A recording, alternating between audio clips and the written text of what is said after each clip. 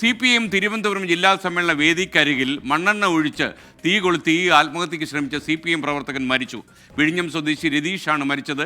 7 ദിവസമായി തിരുവനന്തപുരം മെഡിക്കൽ കോളേജിൽ ചികിത്സയിലായിരുന്നു. അജീഷ് ജയകുമാർ തിരുവനന്തപുരത്ത് നിന്ന് തത്സമയം ചേരുകയാണ്. അജീഷ്, പ്രൈം ടൈമിലേക്ക് സ്വാഗതം. പറയൂ.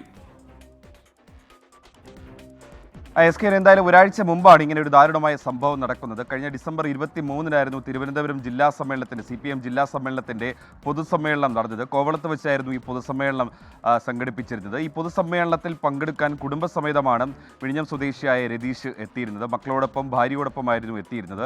ഈ മുഖ്യമന്ത്രിയുടെ പ്രസംഗത്തിന് ശേഷം മുരുകൻ കാട്ടാക്കടയുടെ നേതൃത്വത്തിലുള്ള കലാപരിപാടികൾ ഇവിടെ അരങ്ങേറുകയായിരുന്നു. ഈ കലാപരിപാടിക്ക് നടക്കുന്നതിനിടെ ഈ വേദിക്കുള്ളിലേക്ക് ഈ രതീഷ് കയറാൻ ശ്രമിച്ചിരുന്നു. അപ്പോൾ പാർട്ടി പ്രവർത്തകരൊക്കെ അനുനയിപ്പിച്ച് രതീഷിനെ അവിടുന്ന് മാറ്റിവിട്ടു.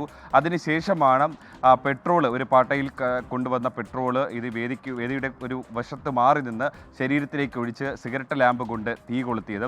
ഉടൻ തന്നെ അവിടെ ഉണ്ടായിരുന്ന പാർട്ടി പ്രവർത്തകരും പോലീസും ചേർന്നും ഇത് തീ കെടുത്തി രതീഷിനെ ഉടൻ തന്നെ തിരുവനന്തപുരം മെഡിക്കൽ കോളേജ് ആശുപത്രിയിലേക്ക് കൊണ്ടുപോയി. പക്ഷേ ഗുരുതരമായിരുന്നു ശരീരത്തിലേറ്റ പൊള്ളൽ. മുഖത്തും നെഞ്ചിലുമായിരുന്നു കൂടുതലും പൊള്ളലേറ്റത്.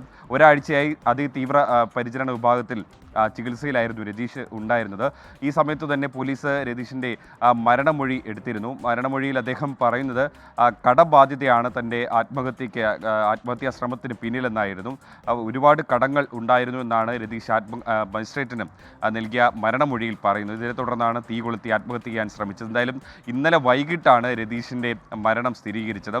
എന്തായാലും മൃതദേഹം മോർച്ചറിയിൽ സൂക്ഷിച്ചിരിക്കുകയാണ്. ബന്ധുക്കൾക്ക് മൃതദേഹം അല്പസമയത്തിനകം വിട്ടുനൽകും.